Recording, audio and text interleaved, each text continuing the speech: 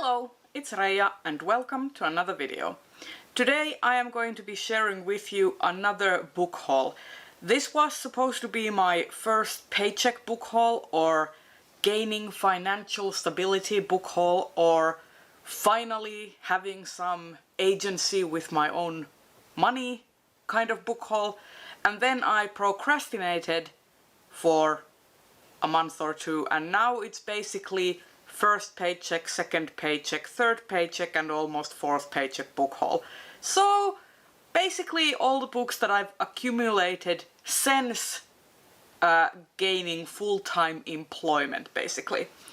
And there's a friggin' lot to go over. So without further ado, let's get started.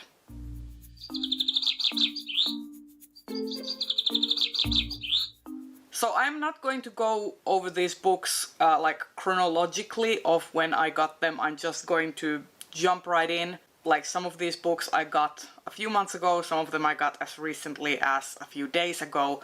So keep that in mind. But I'm going to start with the manga that I have gotten.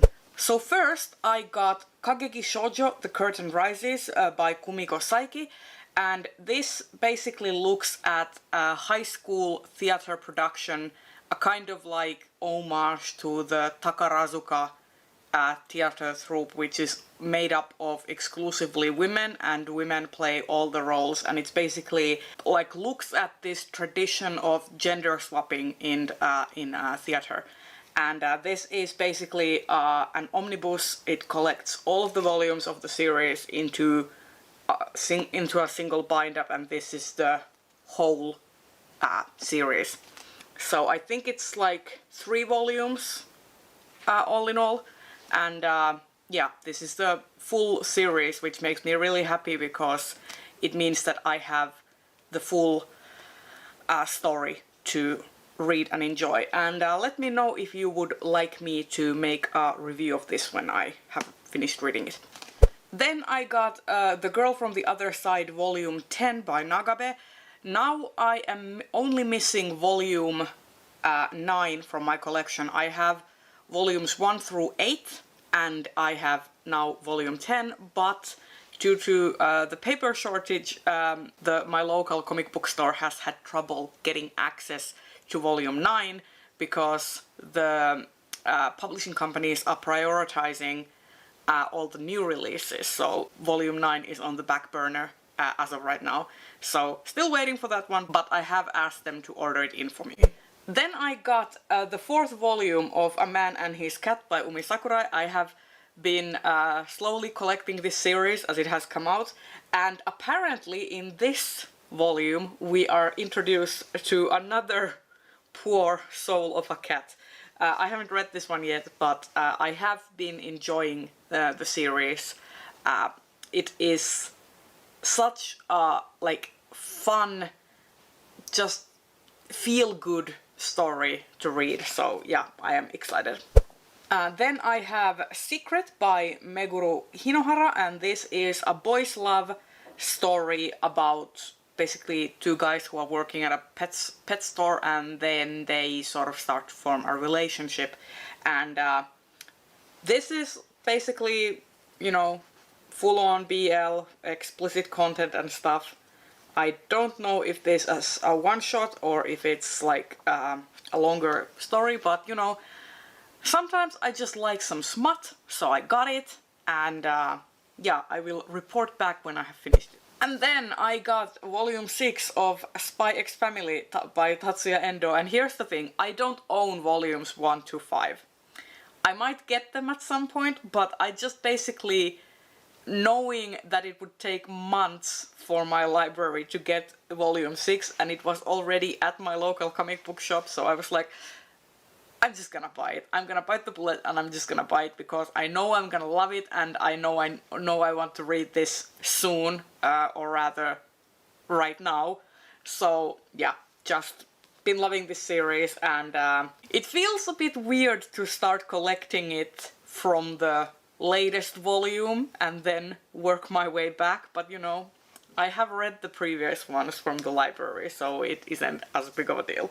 And similarly, I got volumes 6 7 and 8 of Witch Hat Atelier, because I just couldn't wait any longer. I am so enamored with this series. I love where it's going, and I'm so excited about the story and art that I can't go on with the library hold line anymore. Like, it's gonna take months for me to get even volume 6, let alone all 3 of these. So I caved. I caved and I bought the freshest releases, and yeah, now I have to work my way back up to like get the rest of the volumes, but you know, it's worth it because I've been really loving it. And then I got Boys Run the Riot Volume 1 by Keito Gaku. This is an Own Voices story about a transgender boy and how he connects to people through street fashion and kind of finds his own voice. And I first heard about this manga from Audrey's channel on Perpetual Pages, and that's what got me interested. And I happened to see that my local comic book store had gotten a few copies of this, so I decided to go ahead and buy it. And now I know that there are at least a few more volumes that have come out, but I haven't yet read this one, so can't wait to do that, and then maybe get more volumes from this series.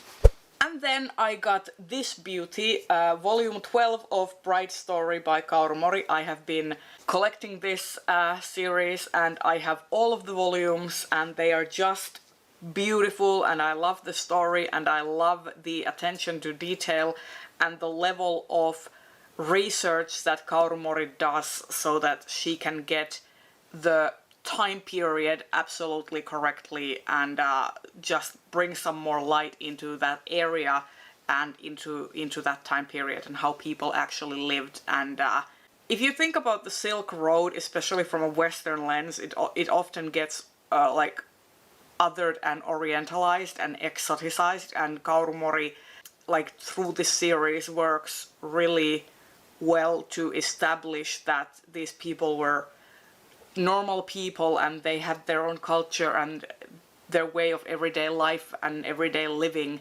and it's sort of like makes the whole area less abstract and less exotic to people by bringing the focus on the actual people who lived in that time period. And I've been loving this series. Everyone should read it. It is beautiful. It is drawn magnificently. Like, just I really need to do like a full-on reread of this series, because I have been reading the series as it has come out, and some of the details from the earlier volumes have kind of gotten hazy, so I probably need to do a full reread of this series and then probably a series review. And that's all of the manga that I have accumulated in the past few months. And now there is a lot of books to go over. I'm first going to start with all the second-hand books that I got. So first off, I have Survival, Species Imperative Volume 1 by Julie E. Zerneda, and let's face it, I got this purely for the cover. I know nothing about this. I don't know if it's like science fiction or science fantasy. All I saw was this hideously 90s cover, and I knew that I had to get it. It cost me €2, and let me know if you have ever heard of this series, because I am just a little confused.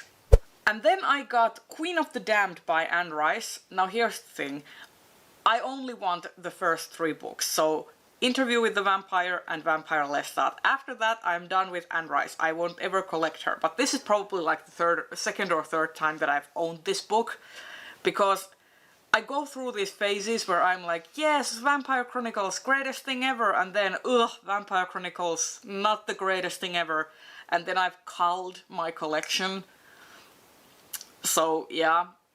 But now, if I find this second-hand, I might as well. This was like €2. If I find like copies of the first 2 books in the series secondhand. I'm probably gonna buy them as well. But not any of the books after this, because the first 3 books of the Vampire Chronicles actually pretty decent. After that, the series is a complete shit show. Then I got The Midnight Lie by Marie Rutkowski, and I hear that this is a sapphic romance of some sort with a sort of like dark element to it. And the back says, in the ward, life is grim and punishing. Crime abounds, a harsh tribunal rules, and society's pleasures are forbidden. Nirim keeps her head down and a dangerous secret close to her chest. But then she meets Sid, a rakish traveler from far away who whispers rumors of magic. Magic could grant Nirim a better life, but to seek it she will have to surrender everything she's ever known and place her trust in a sly stranger who asks, above all, not to be trusted. And yeah, I am very interested. I know that there is a sequel to this that is coming out, and I saw this at the bookstore after I had heard about the sequel and wanted to sort of know what it's all about, so I decided to pick it up. Then I got some non-fiction. This is Tolkienin tulkkina by Kersti Juva. This is basically working as the interpreter of Tolkien, and this is the story about the translation of The Lord of the Rings. Kersti Juva is a very highly respected member of like the Finnish academic circle, and especially like linguistics and translation. She has worked as a professor in Finnish universities teaching translation techniques. She has translated Tolkien's Hobbit and basically everything that has been published by Tolkien in Finnish has been translated by Kersti Juva. And this is basically a non-fiction book about her process of translating it, and especially like what kind of things she had to do, like in terms of naming conventions and stuff. And Kersti Juva is one of my, like, I consider her one of my like idols, so I definitely want to know how she approached translating Lord of the Rings and The Hobbit and all those things. So yeah, I'm really excited to be reading this, hopefully soon. Then I got The Firekeeper's Daughter by Angeline Bully, and I have heard a few people talk about this. Kayla from Books and Lala, Jess from Jess Owens have talked about this, and it's basically, from what I hear, it's about this crime that happens in like an indigenous reservation, and the investigation that happens, and how the main character, who kind of apparently has some sort of supernatural abilities, like handles that and gets involved in it. But that's what I know from like pure hearsay. I want to go into this with just as little information as possible so that I can make up my own mind, and then I want to watch some indigenous reviews of this. So yeah, I'm really looking forward to this. The cover is stunning. I mean, I basically just saw people talking about this, and then I saw it on a display at a local bookstore, and I was just like, okay, my mind is made up. I need to have this because it is just so beautiful. And then A Song for a New Day by Sarah Pinsker is like, I have basically been hearing a lot about Sarah Pinsker lately regarding her new book. And this is basically looking at the future of the music industry, and it is a sort of contemporary science fiction, sort of like a soft science fiction, about the possible future of what the music industry may evolve into. And it kind of follows like 2 timelines, a more current one and then a future one, about people working in the music industry. So yeah. This was a complete, spontaneous, off-the-shelf buy. Like, I just saw Sarah Pinsker, I saw a hot pink back and like a spine, and then I was like, okay, I might as well. And it was so cheap because it was in like a clearance section. So, you know, I went for it. This is what happens when you are suddenly... This is what happens when you are poor and then you are suddenly given access to like money, it kind of fucks with your brain. But yeah, I bought it. This you have seen already. It is Sayaka Murata's Earthlings. I had this on my TBR a while back, but I bought it in the same batch as these two, so these were all from the same bookstore. So yeah, they look really nice together, like very vivid, I think. Then I got some Chinese science fiction by Chen Qiufan. This is Jättömaa. And what is the original title of this? I don't actually know. Like, this was originally published in 2013, and the original Chinese title of this was Huangchao, and this was translated from Chinese by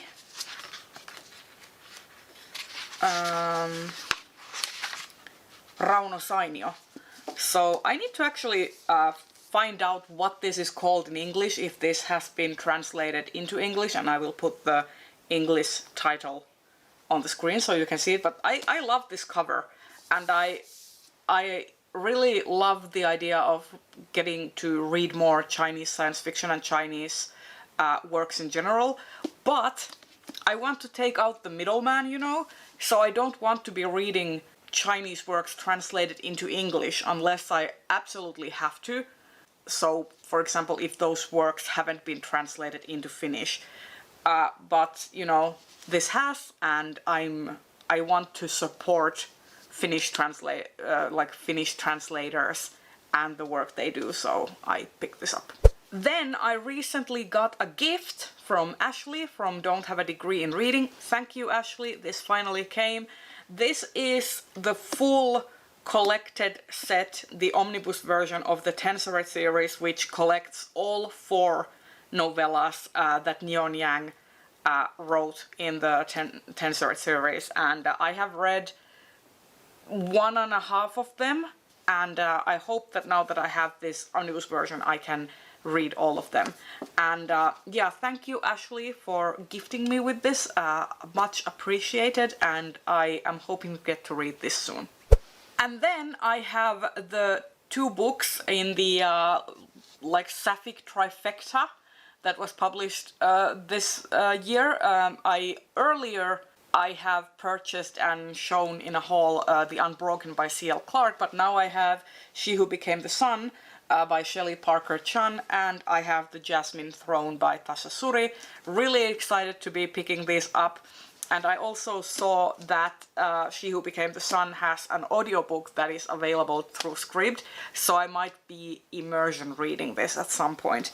And yeah, Tasha Suri is becoming a new favorite, though I am very slow in reading her books. I'm still in the middle of Realm of Ash, in the in her previous like duology, but I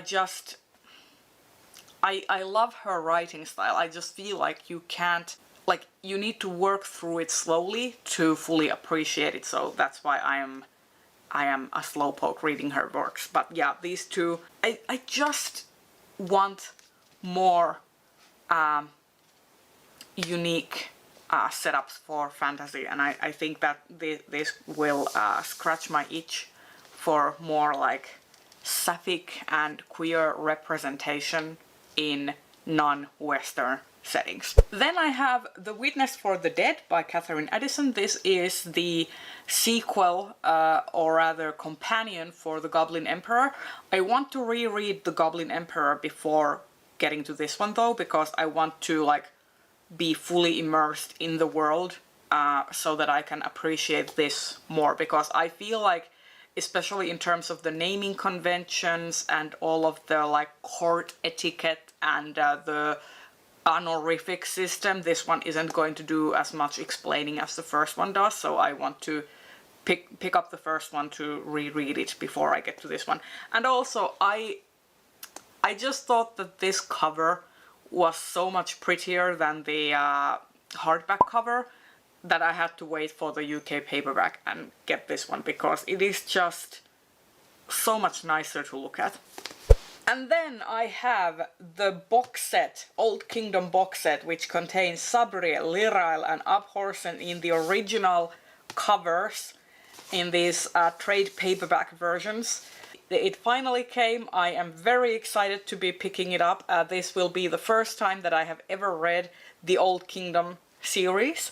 So, you know, but I am absolutely hooked by these covers. I might actually just present it like this in the bookshelf because it's just stunning to look at. It reminds me of like tarot cards or something. And yeah, I'm just very excited about this. And the very final book that I have in my haul is A Lesson in Vengeance by Victoria Lee. This is the infamous book that got embroiled in the whole owl crate scandal earlier this fall. And basically because I am a spiteful bitch, I had to buy this, first of all to support the author, and second of all to thumb my nose on the owl crate company. Basically, I have no horse in the race. I have never subscribed to the owl crate box, and I never will.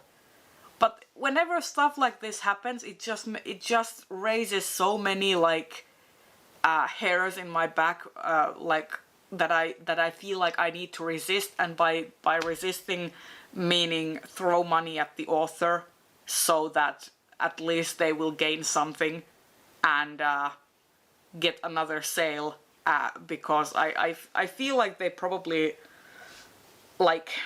accidentally lost some goodwill from people just by association of appearing in the box, which is not fair.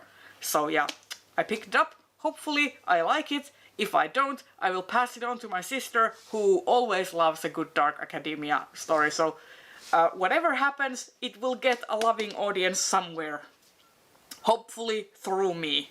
And there you have it. These are all of the books that I got in the past 4-ish months or so. I hope you saw something that you liked, and tell me in the comments which of these books would you like me to prioritize for reading, and which of these books are you most excited about for me to pick up. Yeah.